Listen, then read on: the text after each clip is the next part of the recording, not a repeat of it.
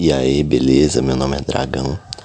Hoje eu acordei, pensando porque eu tinha sonhado. Aí eu parei para pensar um pouco. Será se nosso Criador não sonha e nós fazemos parte de um sonho dele? Exemplo. Deus criou as coisas e tal, só que um dia Deus decidiu dormir, sonhou, e desse sonho começou a aparecer várias emanações diferentes. Emanações de matéria, emanações de frequências. Porque no sonho a gente sabe que tudo acontece automático. Às vezes você não precisa nem pensar em uma coisa e ela já está acontecendo por si só. Se a gente fosse como um sonho, seria uma explicação mais fácil da criação. Porque tem muita coisa que acontece basicamente no automático. Ou a gente acha que é automático, pode não ser. E seria uma boa explicação para a onipotência, onisciência e onipresença de Deus. Porque num sonho todos nós somos onipresentes, oniscientes e onipotentes. Porém, só se a gente controlar o sonho. Mas como somos feitos à imagem e semelhança de Deus, a gente tem o poder de fazer isso. Porém, Deus já faz isso automaticamente. Nós não, nós temos que treinar para conseguir controlar os sonhos. São os chamados sonhos lúcidos. Talvez esses sonhos lúcidos nos aproximassem da obra do Criador. Ou talvez todos nós estamos sonhando. Talvez possamos fazer parte de um sonho de uma única pessoa. Não sei. Tem um conto, se eu não me engano, é taoísta ou budista, uma coisa do tipo. Algum tipo de ista. Mas é um pensamento legal. Esse pensador, ele fala o seguinte: um dia ele sonhou e foi tão real. Ele sonhou que era uma mariposa ou uma libélula, alguma coisa desse tipo. Ele sonhou, ele falou que o sonho foi tão real que ele voava e tal. Aí quando ele acordou, ele perguntou pro discípulo dele se talvez ele fosse uma libélula sonhando que era um homem, ou será se ele era um homem sonhando que era uma libélula. Ele ficou nessa, porque tudo que a gente vive pode ser um sonho. Ou será que é real? Mas a realidade também pode ser um sonho, porque a gente vive num mundo muito louco, que as coisas praticamente acontecem automático. Isso seria uma boa explicação pro o todo é mente, porque a gente seria apenas uma forma de sonhar divino, porque tudo que Deus pensasse com maior frequência, com mais carinho, se tornaria mais próximo a Ele, mais próximo a uma frequência. E tudo que Deus sonhasse um pouquinho menos, vamos dizer assim, que cairia mais no automático. Seria mais para uma forma mais densa, mais próxima da matéria. E o que Deus tem maior convívio se tornaria mais frequência, mais próximo a Ele, digamos assim. Não sei, talvez não. Talvez sejamos só criações do todo mesmo. E nós que devemos tentar nos aproximar do Criador por nós mesmos. Porque se a gente entra nesse quesito de ser tudo automático, então deixa de existir o livre-arbítrio.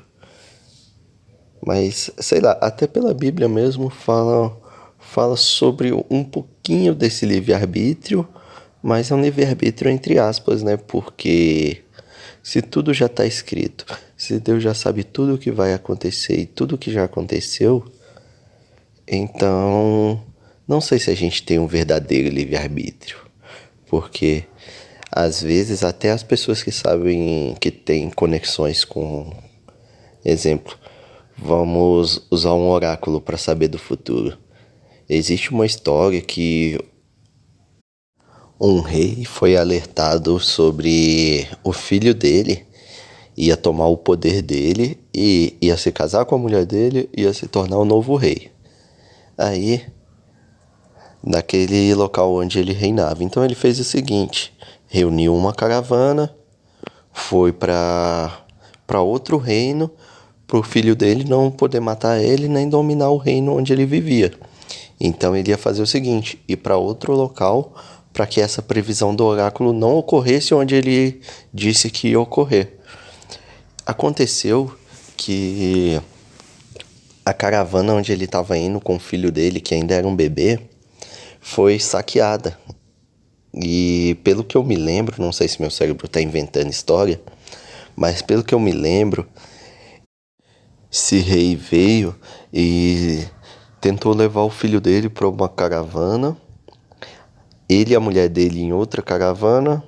Houve um saque onde o filho dele foi levado e foram levadas algumas coisas também, foram saqueadas outras coisas.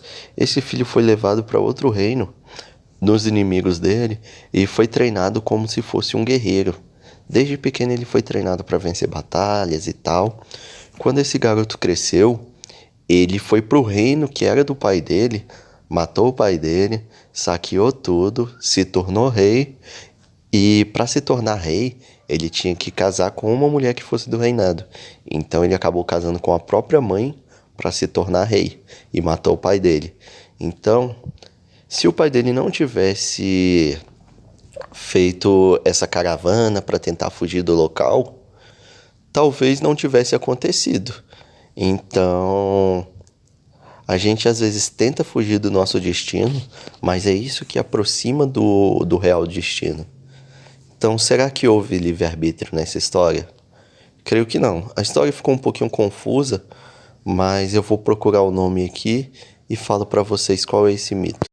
Pois é, dei uma pesquisada aqui. O nome do mito é o mito de Édipo, que ele casa com a própria mãe após ter matado o próprio pai. Só que esse mito tem várias versões. Eu estava procurando aqui.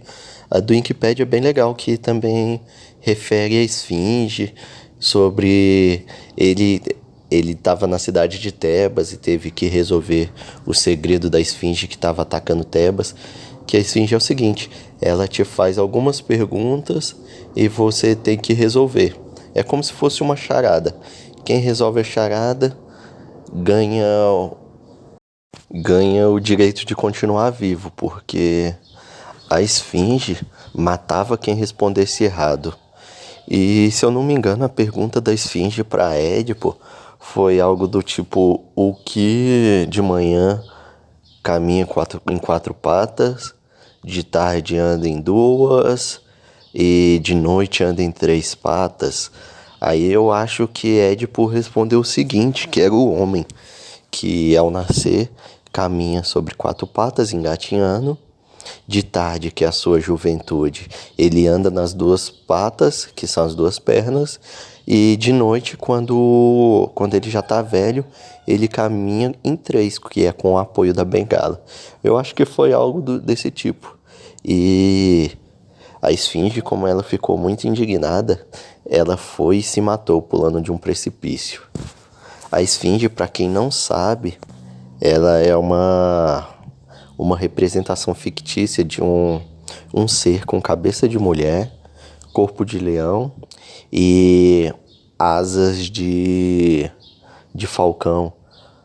É uma coisa desse tipo. E a função dela era a seguinte: ela matava todo mundo que não respondesse direito o enigma dela. Então, essa esfinge, ela tem origem lá na Etiópia, algo desse tipo, se eu não me engano. Porque ela, mesmo a esfinge dos gregos, ela não foi criada na Grécia. Eles sabiam que ela tinha origem dos egípcios. Então, essa esfinge foi mandada para Tebas para poder vencer o rei, que era Édipo no momento. Só que Édipo conseguiu resolver esse enigma. Muita gente fala também que a esfinge tem a representação de uma mudança, digamos assim. Édipo, como resolveu essa mudança, ele serviu como um separador.